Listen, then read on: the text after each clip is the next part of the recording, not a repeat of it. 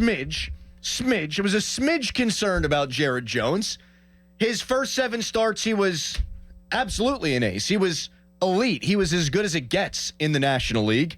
The last 4 starts, not as great, particularly his outing before last night, where he gave up 7 runs, and he just wasn't the Jared Jones that we've grown accustomed to seeing. Last night, he was that and then some. Last night, he starts off the game throwing gas. His velocity was down against the Giants. He takes on the Dodgers, and he's throwing 100. He's throwing 101. And if you look at some of these advanced statistics, the fastest pitches thrown in the majors this year by starters. Paul Skeens, 101.9. Jared Jones last night, 101.4. Jones, 101.3. Then it's Skeens, Jones, Jones. Jared Jones showed me something last night, Dorin, that, yeah, the league punched. He punched back. He punched back in a big way against one of, if not the best lineups in baseball, where the top 3 guys in that lineup, each of them has won an MVP award.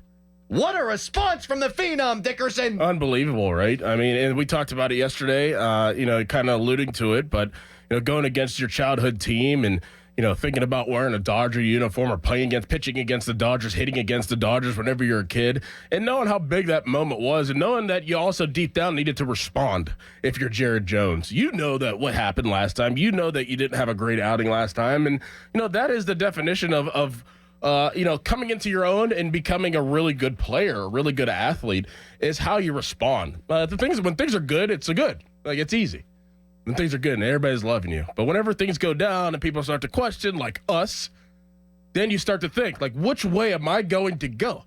Which direction am I going to go? Am I going to go down or am I going to go up? And our man Jared Jones, not against one of the bottom tier teams in Major League Baseball, but one of the best teams in Major League Baseball that has the best player, arguably, all time in Major League Baseball. He went out there and he showed his stuff.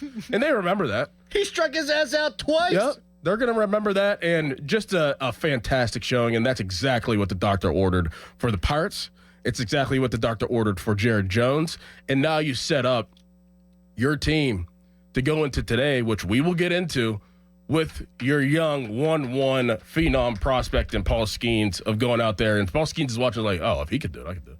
Hell yeah, he wants to outdo his ass. That's the healthy competition that those 3, I had Mitch Keller in there too, that those 3 have brought to the table. And you saw that one scene whenever, Jared Jones was all freaking out. He was all happy. And I was screaming. And then Mitch Keller goes over to him in the dugout and gives him a hug. You just love to see stuff like that. He did the Wedding Crashers motorboat thing. You motorboating son of a... The slow-mo video of him, just injected into my veins. He was having fun. On that final strikeout, we heard the call there from Joe Block at the top with Natasha Bedingfield in the background. He's all fired up. Henry Davis is fired up. He goes to the dugout. He sticks his tongue out like he's Michael Jordan. That's something we haven't seen from this team recently either. And so you got to have dudes. That's the most important thing, right? You need guys. And Skeens is a guy. And Jared Jones is a guy. And Mitch Keller's 6-0, for God's sakes. In his last 6 starts, he's a $77 million guy. You got to have guys. You also have to have dogs. Like, that's what Garrett Cole would do. He was a dude, a dog. A.J. Burnett was going to tell you to STFD. And Jared Jones last night gets that final strikeout, and he's fist bumping, and you don't usually see a lot of emotion from him. He was all jacked up. I love to see it. 3 years ago, you didn't have guys striking out someone in the 6th inning and going nuts on the mound. These dudes believe because they know they're good. And I misspoke earlier. I said his last start, Jared Jones, was against the Giants. It was against the Tigers where he was bad. Noah Heil's story from the Post-Gazette, the first quote that was in there was when Jared Jones spoke to the media after that game. And he said, I just have to go back to the drawing board. I'm excited to get back out there again. And he had to wait. And he waits. And he's facing his boyhood team with that lineup. And what it showed me, man, is I don't want to get too head over heels here, but if they would make the playoffs, something special's possible. Mm-hmm.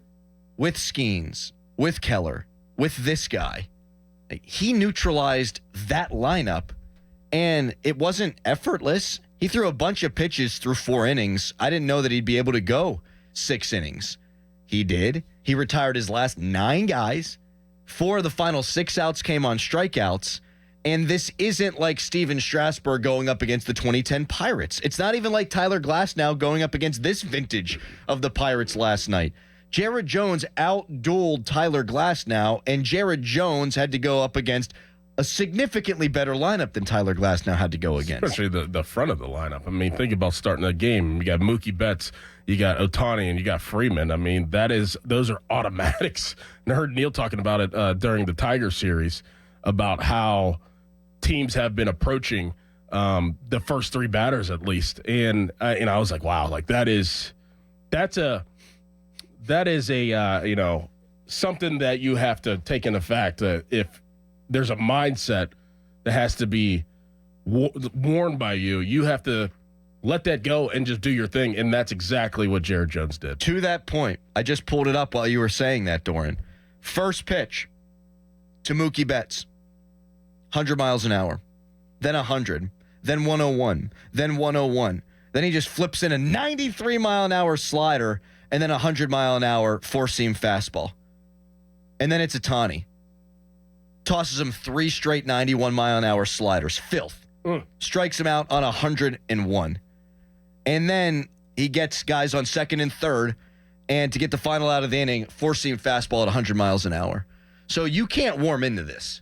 Again, boyhood team, again, coming off your worst start of your major league career, and it's those 3, and he ain't up there nibbling. He ain't, I got to be fun. Oh, let me make, oh, I want to just get it on the inside corner. Oh, let me frame one on the backside there. No. I'm going cheese. I'm going my best stuff against 3 MVPs. Let's see what you can do. Yeah. And so to be good and to have stuff is one thing, but to be unafraid is something you can't teach. Nope. And this is what, his 12th start of his major league career, and he's not scared. How can he not love that about this guy? And I was worried because the last 4 starts weren't as good. The last one was his worst. The velocity was down.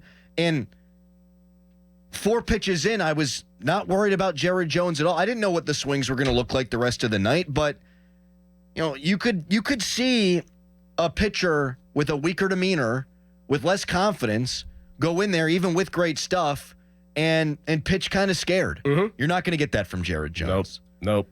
And the game went the way you would design it if you could draw it up perfectly. You'd like to score more than 1 run, obviously. But from a pitching standpoint, 6 innings out of Jones where he's awesome.